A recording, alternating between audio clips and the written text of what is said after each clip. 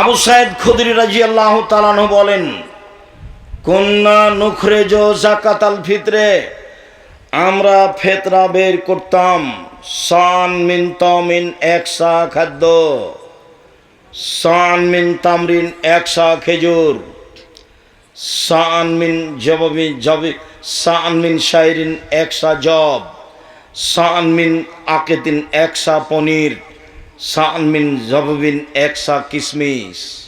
খাদ্য আছে এক নম্বরে। সারা পৃথিবীতে যেখানে যারা খায় যা তা দিবে এক সা। এক সা হলো একটা পরিমাপ, এইটা হলো একটা পাত্র। এইটা মদিনা থেকে কিনে নিয়ে এসে যদি কালিকাপুর গ্রামে চাউল মাপেন তাহলে 2 কেজি 400 বা 2.5 কেজি ধরবে। আর ইরাক থেকে নিয়ে এসে যদি মাপেন তাহলে তো 3.5 কেজি ধরবে। কত ধরবে? 3.5 কেজি ধরবে। এক একটা 19-20 একটা পরিমাপ। তা আমরা মদিনার মাপে বলেছি 2.5 কেজি চাউল মাথা পিছু। কেউ ওকে কমিয়ে আরো কম করতে বলে, যেমন আকরামুজ্জামান বিন আব্দুস সালাম 2 কেজি 400 গ্রামের কথা বলেন, হতেও পারে কম। আচ্ছা, তো আবু সাইদ খুদরি বলছেন, ফালাম নাজাল নুখরিজুহু, এইভাবে দিতেই থাকি। কাদেমা মুআবিয়া হাজ্জান মুতামিরান, মুআবিয়া সিরিয়া থেকে আসলেন হজ করার জন্য বা উমরা করার জন্য। ফাকাল্লামা মান নাস আলাল মিম্বার, তিনি এসে মিম্বারে উঠে জনগণের সামনে বক্তব্য দিলেন। ফাকানা ফিমা কাল্লামান নাস বেহি, সেদিন তিনি বক্তব্যে বলেছিলেন, জনগণ, আমি মুআবিয়া ইন্নি আরা আন্না মুদাইনে মিন সামারাই শাম তাদেল সান মিন তামারিন, সিরিয়ার অর্ধশা গমের মূল্য যা মদিনার 1 শা খেজুরের মূল্য তাই আমি মুআবিয়া মনে করি। পৃথিবীর মানুষ শুনে রেখো, ঐতিহাসিক ভাষণ দিলেন প্রেসিডেন্ট মুআবিয়া সিরিয়া থেকে এসে মদিনার লোকের সামনে। তিনি ভাষণে বললেন, জনগণ শুনে রেখো, আমি মনে করি সিরিয়ার অর্ধশা গম মদিনার 1 শা খেজুরের সমান। তার মানে তিনি মূল্য হিসাবে গমের দাম বেশি, সিরিয়ার গম, আর মদিনার খেজুরের দাম কম। অতএব কেউ যদি গম দেয় অর্ধশা দিবে, খেজুর দিলে 1 শা দিবে। ফাখাজার নাস, জনগণ এটা গ্রহণ করে নিল। জনগণ দেখলো বেশ অল্পতেই পার হয়ে যাচ্ছি, জনগণ গ্রহণ করে নিল। কাল আবু সাইদ খুদরি বললেন, মানা, তবে আমি উখরিজুহু কামা কুনতু উখরিজুহু আবাদান মা ইসত, আমি আবু সাইদ খুদরি হায়াতে যতদিন বেঁচে থাকবো ততদিন রাসূলের নিয়ম পরিবর্তন করিব না। আমি 1 সাই দিব। গম দিলে 1 শা, জব দিলে 1 শা, চাউল দিলে 1 শা, আটা দিলে 1 শা, পনির দিলে 1 শা। পৃথিবীর যে কোনো খাদ্য বের করলে আমি 1 শাই দিব, তার 19-20 করব না যতদিন আমি হায়াতে বেঁচে আছি। বিশিষ্ট সাহাবী আবু সাইদ খুদরি রাদিয়াল্লাহু তাআলা ঐতিহাসিক তার ভাষণে বললেন। তিনি এক পর্যায়ে তাকে যখন বলা হলো, কালা রাজুলুন মিনাল কওম আওয়া মুদাইনে মিন কামহিন, কেন মুআবিয়ার বক্তব্য চলবে না? গম অর্ধশা হলে হবে না? কেন মুআবিয়ার বক্তব্য চলবে না? অর্ধশা গম হলে হবে না? তখন তিনি বলছেন, আরে তিলকা কিমাত মুআবিয়া, এটা তো হলো মুআবিয়ার মূল্য হিসাব। বলছেন, আরে এটা তো হলো মুআবিয়ার মূল্য হিসাব, লাক বালোহা ওয়ালা মালোহা, কিয়ামত পর্যন্ত তার কথা গ্রহণ করব না এবং কোনোদিন মানব না। দেশের প্রেসিডেন্ট সিরিয়ার মুআবিয়া, রাসূলের হাদিসের বিপরীত বুঝেছেন আবু সাইদ খুদরি, যার কারণে তার সামনে উল্টে দিলেন আবু সাইদ খুদরি, বিশিষ্ট সাহাবী। আমি আব্দুর রাজ্জাক বিন ইউসুফ জাতিকে বলে যাচ্ছি, জাতির উদ্দেশ্যে রাসূল সাল্লাল্লাহু আলাইহি ওয়াসাল্লামের কথা বলে যাচ্ছি, যতদিন দেহে শ্বাস থাকবে ততদিন 1 শাই ফিতরা বের করবেন। কোন ইনশাআল্লাহ। ভবিষ্যতে কোনোদিন মূল্য বের করবেন না। সারা পৃথিবীর মানুষ যদি মূল্য দেয় তবু আপনি একাই দিবেন ফেতরা শস্য। কাবা ঘর, মক্কা, মদিনা, সৌদি আরব, কুয়েত, কাতার, বাহরাইন, সারা পৃথিবীর মানুষ যদি টাকা দেয় তবু আপনি শস্য দিবেন। আমি আব্দুর রাজ্জাক বিন ইউসুফ বলছি, আমার দেহে শ্বাস থাকাকালীন আমি একসা ফেতরাই দিব। সারা দুনিয়ার মানুষ যদি টাকা দেয় তবু টাকা দিয়ে ফেতরা আদায় হবে না। আমি বলেছিলাম সব কাবা ঘর কেন, সারা পৃথিবীর মানুষ যদি মাস্ক পরে করোনা থেকে বাঁচার জন্য আমি আব্দুর রাজ্জাক বিন ইউসুফ করোনা থেকে বাঁচার জন্য মাস্ক ব্যবহার করব না। সারা পৃথিবীর সব মসজিদে যদি 3 ফুট পর পর সালাত হয়, আমি যদি আমার মসজিদে বাইতুল হাম জামে মসজিদে 3 ফুট পর পর সালাত আদায় করতে হয় বলে জরুরি ঘোষণা হয়, তাহলে আমি বাড়িতে সালাত আদায় করব আহাল পরিবার নিয়ে, পায়ের সাথে পা মিলিয়েই পড়ব, 3 ফুট পর পর পড়ব না। কোনো দিন পরিবর্তন হওয়া লাগেনি। যারা একবার বলছিল জোর করে, এমন করে মুখখান চুপসি লেগে গেছে, কথা বলে না। আরে মাওলানা সাহেব, তোমার সুলিও হয়নি, ফাঁসিও হয়নি।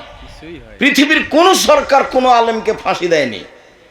আলেম মাওলানা সাহেব আগে বলছেন এই 3 ফুট পর পর, 3 ফুট পর পর।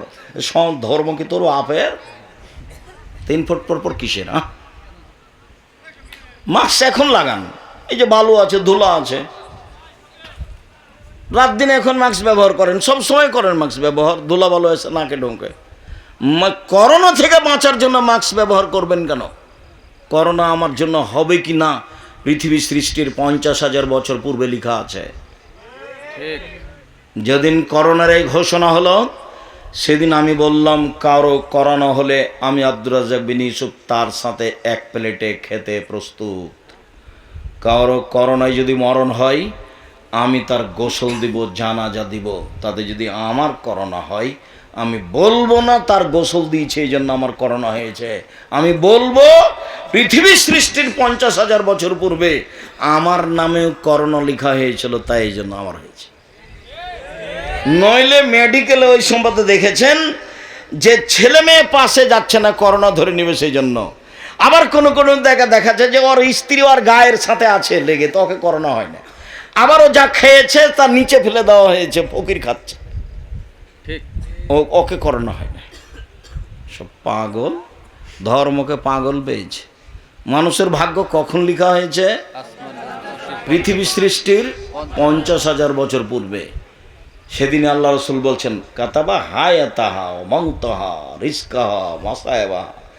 সেদিন মরণ, জীবন, রুজি, রোগ ব্যাধি, করোনা লেখা হয়ে গেছে। সতর্কতার সাথে মানুষ যদি বেঁচে যেত তাহলে ঢাকা যমুনা ফিউচার পার্কের মালিক করোনায় মরতো না। কেন? তারা দেশের পানি খায় না, তারা দেশের পানি খেত না। শুকরিয়ার একটা হলো বিরোধিতা। মুহররমের সিয়াম থাকতে হবে। রাসূল সাল্লাল্লাহু আলাইহি সাল্লাম বলেন, সিয়ামে আশুরা আহতাসিবু আলাল্লাহি কাফিরা সালাতে ক্বাবলাহু। আল্লাহ নবী বলছেন, আমি আশা করছি মুহররমের একদিন সিয়াম থাকলে অতীতের 1 বছরের পাপ ক্ষমা হবে। 2 দিন সিয়াম থাকলে, মুহররমের 2 দিন সিয়াম থাকলে অতীতের 1 বছরের পাপ ক্ষমা হবে। মুহররম, আরাফা। রাসূল সাল্লাল্লাহু আলাইহি সাল্লাম বলেন, সিয়ামে আরাফা আহতাসিবু আলাল্লাহি আইকারফানা সালাতি ক্বাবলাহু ওয়া সানাতাল্লাতি বাদাহু। কেউ যদি আরাফার একদিন সিয়াম থাকে তাহলে আগে পরে 2 বছরের পাপ ক্ষমা হবে। আরো পাওয়ার ভিন্ন, কঠিন পাওয়ার। মানে জুলহিজ্জা মাসের প্রথম 10 দিন, কুরবানির মাসের প্রথম 10 দিন, রামাজানের শেষের 10 দিনের চেয়ে দামি। মানে আল্লাহর নবী যখন বলেছেন আহাব্বুল আমাল ইলাইয়া ইলাল্লাহি তাআলা, আল্লাহর নিকটে জুলহিজ্জার প্রথম 10 দিনের ইবাদত দুনিয়ার সব কিছুর চেয়ে উত্তম। তখন সাহাবীগণ বললেন জিহাদের চেয়ে উত্তম। তো আল্লাহ রাসূল বললেন হ্যাঁ জিহাদের চেয়ে উত্তম। তখন বিদ্বানগণ ভাবতে লাগলেন আচ্ছা জিহাদের চেয়ে উত্তম হলো, সব কিছুর চেয়ে উত্তম হলো, তো রামাজানের শেষ দশকের চেয়েও কি উত্তম? রামাজানের শেষ দশক তো আল্লাহ রাসূল একবারে প্রস্তুতি, কম খাও, কম ঘুমাও, কম কথা বলো, ব্যবসা বাণিজ্য কমাও, তাসবিহ তাহলিল জিকির আজকার, সারা রাত জেগে থাকো, 8 রাকাত তারাবি পড়ো, দীর্ঘ কেরাত করো, দীর্ঘ সিজদা করো, দীর্ঘ রুকু করো, ঘন্টা ঘন্টা কান্নাকাটি করো, ইবাদত করো, খুব সব সময় জেগে থাকো। আল্লাহ রাসূল নিজে জাগলেন, পরিবারকে জাগালেন, রাত জেগে থাকলেন। মুহররমের 10 তারিখে যত, রমজানের শেষ দশকে যত চেষ্টা করতেন কখনো তা চেষ্টা করতেন না। তো এগুলো তো অনেক হাদিস। তো জুলহিজ্জার প্রথম 10-এর ব্যাপারে যে বললেন সবচেয়ে ভালো, তাহলে কি রমজানের শেষ দশকের চেয়ে জুলহিজ্জার প্রথম দশক বেশি দামি? তখন বিদ্বানগণ বলছেন যে হ্যাঁ। কেন? বলছে রমজানের শেষ দশকে একটাই জিনিস আছে, সেইটা হলো লাইলাতুল কদর। আর জুলহিজ্জাতে 3টা আছে। 1 হজের দিন আছে, 2 আরাফার দিন আছে, 3 কুরবানি আছে। 3টে বড় ইবাদত। কুরবানি কিন্তু খুব দামি ইবাদত। কে যে ফাঁকি দিল হুজুর, খালি বলল যে ভাগে করো। আবার কে বলছে ভাগে চলবে না, এমন ঝাঁকি মারছে। হুজুরও যে বলছে যে কে বলছে ভাগে চলবে না, ফাটিয়ে দিচ্ছে একবারে হুজুর। আল্লাহর রাস্তে আমি কোনোদিন ফাটাইনি ভাই এভাবে। আমি বলেছি প্রত্যেকটা পরিবারের জন্য একটা কুরবানি অন্তত দিতে হবে, হয় গরু, না হয় খাসি, না হয় ছাগি, না হয় ভেড়া ভেড়ি, একটা কম দামে নিচে থাকি। আর আপনারা যারা ক্ষুদ্র কালিকুর বড় কালিকুপুরে বসবাস করেন, ধনী মানুষ আছেন, 4টা 5টা 10টা 12টা করে জয় করবেন, মানুষের খাওয়াবে নিয়ে যাবেন, 2-4-5 লাখ টাকা খরচ করবেন। টাকা রেখে গিয়ে কী করবেন? ছেলে মেয়ে খালি ভাগ করে নেবে, মারামারি করে, প্রয়োজনে মামলা করে।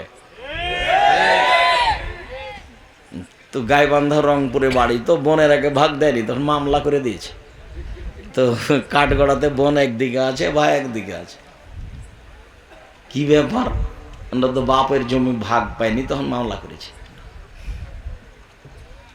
তো এটা হলো সম্পদের ফলাফল। কুরবানি করে টাকা কমিয়ে দেন, 4টা 5টা 10টা 12টা কুরবানি দেন, ভাগের পথেই যায় না। কার হালাল কার হারাম, কেন ওগুলো করতে যাবে? যতই জোরে বলুক হুজুরের কণ্ঠের চোটে ভেসে যাবেন না। কুরবানি খুব দামি ইবাদত। কুরবানি আল্লাহর কাছে খুব সন্তুষ্টপূর্ণ ইবাদত। আমরা গোশত খেতে পাই, এটা আল্লাহর একটা দয়া। আমরা গোশত খেতে পাই, এটা কি? আল্লাহর দয়া। আগে কুরবানির পশু কি হতো? জ্বলে যেত। তো আল্লাহ দয়া করে ওটা আটকে দিয়ে আমাদের খাওয়ার জন্য দিয়ে দিয়েছে। এটা মূল ব্যাপার নয়। আমরা আল্লাহকে সন্তুষ্ট করার জন্য কুরবানি দিলাম, এইটা হলো মূল ব্যাপার। আচ্ছা ফিরে যাই, আরাফার সিয়ামের কারণে কথাটা এসেছিল। আরাফার সিয়াম একদিন খুব দামি। এরপরে যায় প্রত্যেক মাসে 3 দিন। প্রত্যেক মাসে 3 দিন সিয়াম থাকলে সারা বছরের সিয়াম হবে বলে রাসূল সাল্লাল্লাহু আলাইহি ওয়াসাল্লাম বলেছেন, একাধিক সহিহ হাদিস। সারা বছর সিয়াম পালনের 2টা পদ্ধতি। 1 রমজান এবং প্রত্যেক মাসে 3টে, রমজান এবং প্রত্যেক মাসে 3টে। তাহলে কি হবে? সারা বছরের সিয়াম পালনে নেকি হবে। আরেকটা পদ্ধতি, এটা সহজ। আগে যেটা বললাম সেটা একটু ভারী, এখন যেটা বলছি সেটা সহজ। কি? মান সামা রমাদানা সুমাতবাহু সিত্তান মিন শাওয়াল কানাকা সিয়ামিদ দাহরে। কেউ যদি রমজানের সিয়াম থাকে আর শাওয়ালের 6টা থাকে, তাহলে সে সারা বছরের সিয়াম থাকলো। এই যে 6টা শুরু করতেন জুমার দিন থেকে, রমজানের সাথে লাগিয়ে দিয়েছে। কে নাকি ফতোয়া দিয়েছে একটা একটা করে ছেড়া ছেড়া করতে হবে। ওরা নগদ মিথ্যা কথা, ধারাবাহিক করুক নাই ছেড়ে ছেড়ে করুক। আবার কেউ বলছে যে যেসব মহিলার হাইজ হয়েছে, হাইজের কারণে রমজানের যেগুলো ছুটে গেছে সেগুলো আগে করতে হবে। আরে আল্লাহর নবী বলছে হাইজের কারণে যেগুলো ছুটে গেছে সেগুলো ওর জীবনে যেদিন পারবে সেদিন করবে। 6 মাস পরে করুক, না হলে 6 বছর পরে করুক, মরে গেলে আল্লাহ মাফ করে দিবেন। তো সেইটা আবার ওই হাইজের মধ্যে এসে সওয়াল ঢোকালেন কেন হুড়াহুড়ি করে? পৃথিবীর সব মুসলিম পুরুষ নারী আল্লাহকে সন্তুষ্ট করার আশায় সবচেয়ে দামি ইবাদত, যার বিনিময় জান্নাত, রমজানের পর পরই 6টা। ফাঁসিও হবে না, চুলিও হবে না, সহজেই করতে পারবেন। সাহারি খান, খাওয়া ভালো, সাহারি না খেলেও হবে। আমি তো ছাত্র জীবনে যখন একদিন সিয়াম থাকতাম, একদিন এমনি থাকতাম, তো একদিনও সাহারি খাইনি। খাওয়া ভালো, কিন্তু সাহারির ব্যবস্থাই তো নাই। আর ওই অভ্যাসটা থাকার কারণে এখনো অত ওই সাহারির পরে হিসাব করা যায় না। বাস সিয়াম থাকার যেদিন সেদিন থাকলাম, আল্লাহ ভরসা। তো বলছিলাম, এবাদতের জগতে সবচেয়ে দামি এবাদত সিয়াম, যার সমপর্যায়ের পৃথিবীতে কোনো এবাদত নেই। মর্মে সারা বছর সিয়াম পালনের 2টা পদ্ধতি বললাম, একটা একটু ভারী আর একটা একেবারেই সহজ। বলেন তো একটু ভারী কোনটা? প্রতি মাসে 3টে, আর রমজান, এ হলো সারা বছর। আর একেবারেই সহজ কোনটা? রমজান আর সওয়ালের 6টা। আপনাকে আমি অনুরোধ জানাচ্ছি, উপস্থিত বৈঠকের মুসলিম বোন, সারাদিন থেকে ঢং ঢং করে ল্যাংটা হয়ে ঘুরে বেড়াচ্ছ, এখনো ঘুরে বেড়াচ্ছ কেন? শরম হয় না তোমার? আপনাদের এদিকে নওগাঁয়, কালী, এইসব জায়গাতে জোহর থেকে বেডি ছেলেগুলো ঘুরে বেড়াচ্ছে কেন? আপনি ওর বাপ নন? আপনাকে খারাপ লাগে না কেন? এটা আপনার একটা অযোগ্যতা। আপনি বাপের একটা ক্ষমতা দেখাবেন, মেয়ে তো আপনার, জবাব তো আপনাকে দিতে হবে। এটা আপনি বুঝতে চাচ্ছেন না কেন? খালি শুনেই থেকে যাচ্ছেন কেন? কতদিন আপনাকে বললাম যে 3 শ্রেণীর মানুষ জান্নাতে যাবে না, তার মধ্যে আপনি একজন, যে হলো দায়ুস। বেটি তো আপনার, জবাব আপনাকে দিতে হবে। মেয়ে আপনার, জবাব আপনাকে দিতে হবে। মেয়ে আমার, জবাব আমাকে দিতে হবে। 3 শ্রেণীর মানুষ জান্নাতে যাবে না, তার মধ্যে